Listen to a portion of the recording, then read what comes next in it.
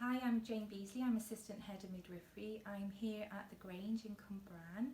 I'm in our obstetric unit. I'm currently in the high dependency area, which is for our area for women who are needing a higher level of care. So they'll always have a one-to-one with a midwife looking after them. It's for women who perhaps have more complications within their pregnancy or perhaps after their birth.